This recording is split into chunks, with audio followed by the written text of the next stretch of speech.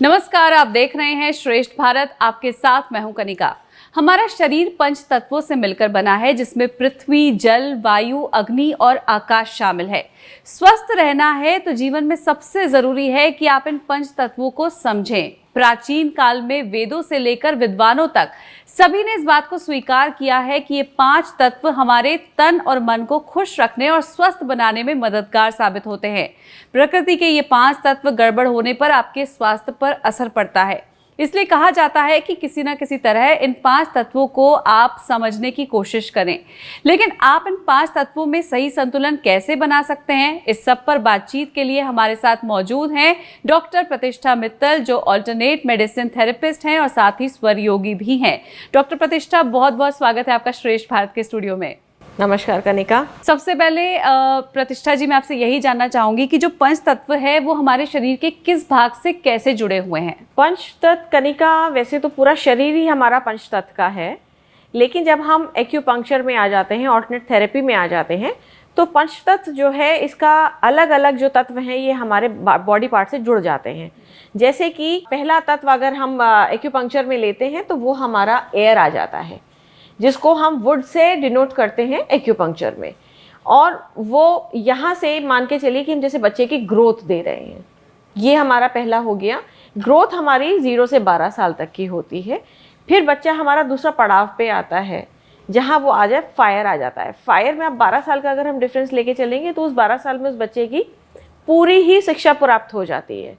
वो अग्नि तत्व हमारा हो गया, और वो भी हमारे एक भाग से जुड़ा हुआ है शरीर के। फिर जो सेकंड थर्ड जो लेयर आती है, जो हमारी 24 से 36 साल तक की चलती है, जहाँ उस बच्चे की शादी भी होती है और वो अपने बिजनेस को भी सेट करता है। वो भी एक ऑर्गन से जुड़ा हुआ है, उस ऑर्गन पे भी इम्पैक्ट आता है, उसको भी सही रखना बहुत ज़रूरी है।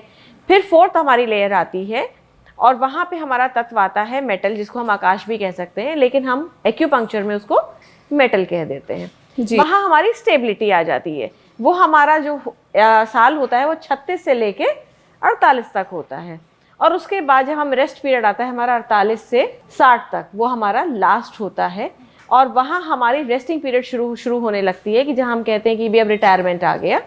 वो हमारा जुड़ा हुआ है जल से, जहाँ ठहराव आ जाता है। इस तरीके से हमारी पूरी बॉडी जो है अंदर से जुड़ी हुई है, हर ऑर्गन से।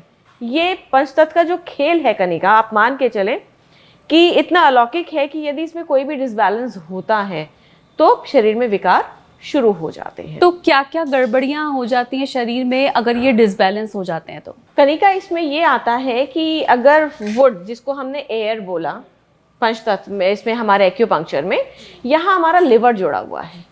यदि वायु की परेशानी बढ़ती है तो आप मान के चलिए सिर में दर्द, अगर वह कहते हैं कि वायु चढ़ गई है, सिर में दर्द, शरीर के किसी भी हिस्से में दर्द, तो ये वायु का खेल है। लेकिन इसका जो मेन ऑर्गन है वो है हमारा लिवर। लिवर से जुड़े हुए हमारे होते हैं टेंडन्स। तो टेंडन्स में आपकी वीक होने शुरू हो जाती हैं पेशेंट्स की। दूसरी बात क्या होता है, लिवर जब वीक होना शुरू होता है किसी भी पेशेंट का, तो आइज़ में प्रॉब्लम आती है, थायराइड की प्रॉब्लम आ जाती है, माइग्रेन की प्रॉब्लम आ जाती है, और अधिकतर क्या होता है महिलाओं में ये सीधे गर्भाशय पे मारता है। आपने देखा होगा, आम होगा आज की डेट में गर्भाशय से रिलेटेड कितनी प्रॉब्लम्स आ गई हैं। उसका सीधा से है प्रॉब्लम कि लिवर में प्रॉब्लम आनी शुरू हो गई है, कि वायु अगर तत्व बैलेंस नहीं है तो लिवर में प्रॉब्लम आ जाएगी। तो हमें कैसे पता चलता है कि हमारे शरीर में कौन सा तत्व जो है वो परेशानी क्रिएट कर रहा है हमारे शरीर के लिए, और हम कैसे उसे ठीक कर सकते हैं? कैसे परेशानी क्या आ रही है? जैसे मैंने अभी आपको एक लिवर का एग्जाम्पल दिया कनिका, तो सिमिलरली अगर हम आगे इसको और बढ़ते हैं, जब हम फायर की तरफ आते हैं, अग्नि की तरफ, तो उसमें हमारे हार्ट और स्मॉल इंटेस्टाइन जुड़ा हुआ है। फिर हम अर्थ की तरफ आते हैं तो उसमें स्टमक और स्प्लीन जुड़ा हुआ है। फिर और अगर हम और नीचे मेटल की तरफ आते हैं, जो आकाश है, वहाँ हमारा लार्ज इंटेस्टाइन जुड़ा हुआ है। और अगर हम और बिल्कुल वाटर पे आ जाए तो वहाँ हमारा किडनी जुड़ा हुआ है। ठीक है। अब ये भी इंटरनल आपस में जुड़े हुए हैं। किस तरीके से? मैंने अगर अभी आपको जवाब दिया कि भी लिवर से आइज़ जुड़ी हुई हैं।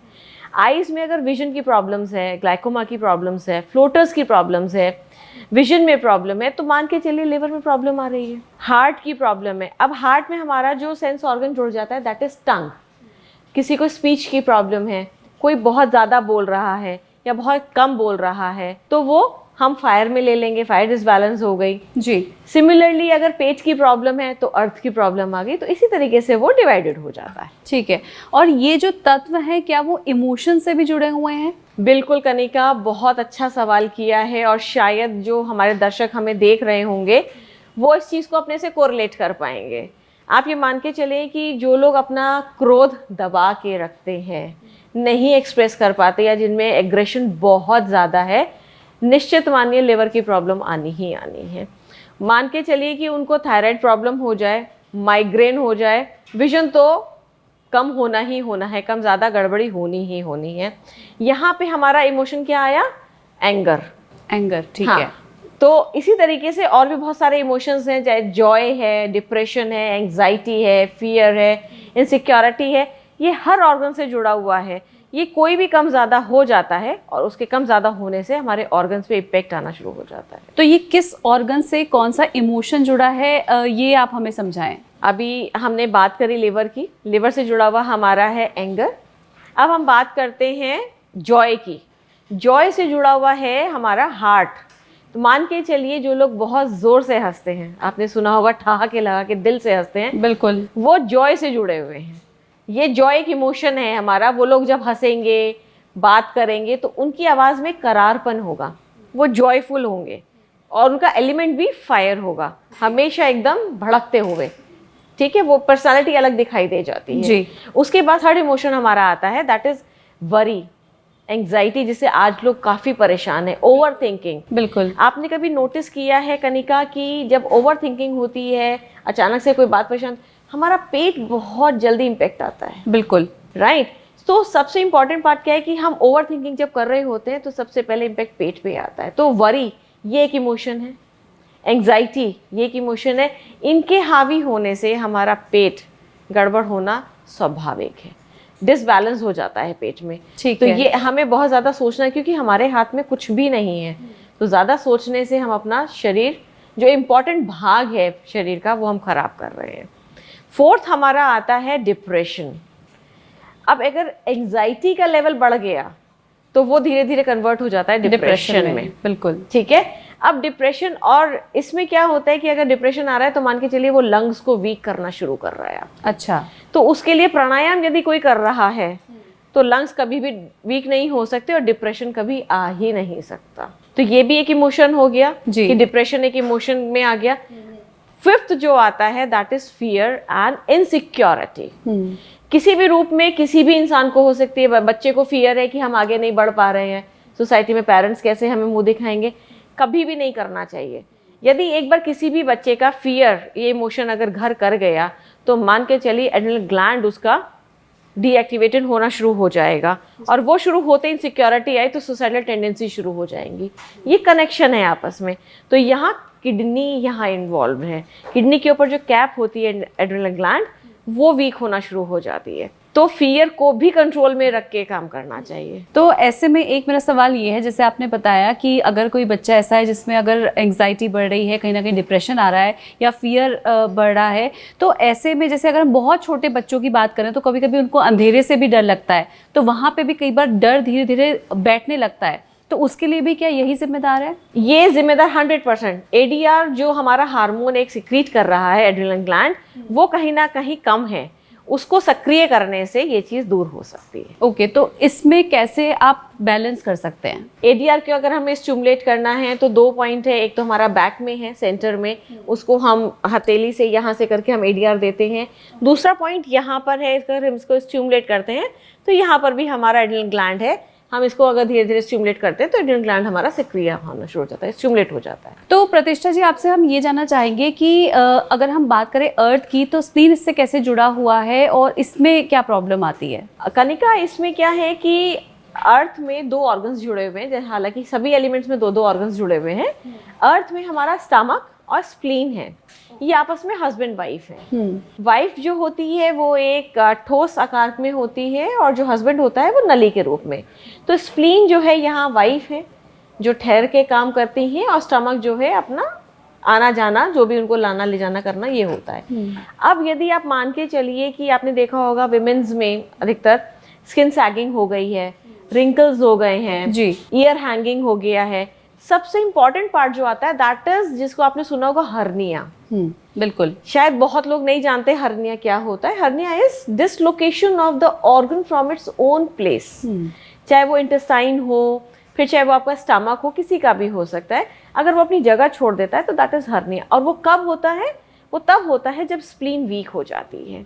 और ये सब चीज़ें कब आती हैं? जब कोई भी व्यक्ति बहुत ओवर थिंकिंग है या एंग्जाइटी है, वरी कर रहा है, खाना खा रहे हैं, चिंता में खाना खा रहे हैं, कभी नहीं। लेकिन आजकल जिस तरह से इतनी स्ट्रेसफुल लाइफ है, ऐसे में जाहिर सी बात है कि स्ट्रेस और एंग्जाइटी ये तो आजकल सबकी लाइफ का पार्ट ही बन गए हैं। तो उसमें क्या किया जा सकता है ताकि इन चीज़ों से थोड़ा सा बचा जा सके और ओवर थिंकिंग जो है उसको थोड़ा सा रोका जा सके, कंट्रोल किया जा सके? देखिए, उसके लिए हम लोग के पास प्रोटोकॉल्स होते हैं जिसमें हम लोग ये सब चीज़ें देते हैं। लाइक अगर हम उसमें 3 पॉइंट्स हैं, कोई बहुत ओवर स्ट्रेस में है, तो स्टमक 36 हमारा एक ऐसा पॉइंट है जो स्टेरॉइड है, नेचुरल इन द बॉडी, सभी के में होता है, परमात्मा ने दिया हुआ है। और यदि हम उसको स्टिमुलेट करते हैं तो स्टेरॉइड्स नेचुरली अंदर बनने शुरू हो गए। और स्टेरॉइड्स मानने का मतलब ये है कि सीधी सीधे हम ताकत भर रहे हैं अंदर। और ताकत बूस्ट करने का मतलब ये है कि मतलब ही नहीं है कि कोई भी किसी प्रकार की एंग्जाइटी हो जाए या डिप्रेशन हो जाए या ओवर थिंकिंग हो जाए, स्वतः ही वो अंदर से नॉर्मल हो जाएगा पेशेंट। साथ में प्रतिष्ठा जी, ये भी मैं आपसे जानना चाहूँगी कि आप ऑलरेडी एक ऑल्टरनेट मेडिसिन थेरेपिस्ट हैं, तो ऐसे में इस तरह के जो पेशेंट्स आपके पास आते हैं उनको आप नेचुरल तरीके से और किस तरह से क्योर करते हैं? और क्या घर पर भी वो कुछ ऐसी चीज़ें कर सकते हैं, अपनी थेरेपी खुद थोड़ा बहुत चीज़ें कर सकें ताकि घर पे भी थोड़ा सा उनको कुछ आराम मिल सके, कुछ रिलीफ मिल सके? बिल्कुल कनिका, बहुत अच्छा सवाल किया। ये बेनिफिशियरी है सभी के लिए, क्योंकि छोटी मोटी बीमारियां आम हैं और उन बातों के लिए अगर दवाई कोई खा रहा है दैट इज हाईली डेंजरस। बिल्कुल। और उन दवाइयों का इम्पैक्ट नोइंगली अननोइंगली हमारे लिवर और किडनी पे जा रहा है। जैसे कि अब मैं आपको एक छोटा सा एग्जांपल दूं कि like sugar is an common disease in every second house. बिल्कुल। And the worst part is जो उसमें दवाई दी जा रही है दैट इज मेटफॉर्मिन, किसी ना किसी रूप में वो दी जाती है, विच इज हाईली डेंजरस, और वो लिवर और किडनी पे इम्पैक्ट डालती है। शुगर होने के बाद इतना इम्पैक्ट नहीं आता कनिका, जितना इम्पैक्ट उसकी मेडिसिन लेने के बाद आना शुरू हो जाता है। ओके। तो आप मान के चलिए, मोमेंट कोई भी पेशेंट शुगर का अगर मेटफॉर्मिन ले रहा है किसी भी रूप में, तो उसका लिवर और किडनी में इम्पैक्ट आया, और अगर लिवर पे इम्पैक्ट आया, आईज वीक हो जाएंगी, माइग्रेन की प्रॉब्लम, थायराइड की प्रॉब्लम, ये आनी स्वाभाविक है। और यदि किडनी पर आया तो बोन्स वीक हो जाती हैं। आपने देखा होगा कि बोन्स स्वतः ही वीक होनी शुरू हो जाती हैं। That is not because of sugar, that is because of that medicine metformin दी जा रही है। बट जिनको ज़्यादा दिक्कत है, परेशानी है, शुगर की बहुत ज़्यादा प्रॉब्लम है, ऐसे में जाहिर सी बात है डॉक्टर्स उनको रिकमेंड करते हैं, तो वो क्या चीज़ें कर सकते हैं जैसे आप बता रहे हैं? Sugar is not a disease, ये एक रॉन्ग लाइफस्टाइल है जिसकी वजह से ये प्रॉब्लम हो जाती है। जब पैनक्रियाज जो है इंसुलिन को बनाना थोड़ा कम हो जाता है तो वो डायबिटीज फॉर्म आ जाती है। जी। राइट। तो इसमें सबसे इंपॉर्टेंट पार्ट ये होता है कि हमें वाइट चीज़ें छोड़नी होती हैं। लाइक हमने चीनी छोड़नी है, ज़्यादा हमें नमक छोड़ना है, चावल छोड़ देने होते हैं,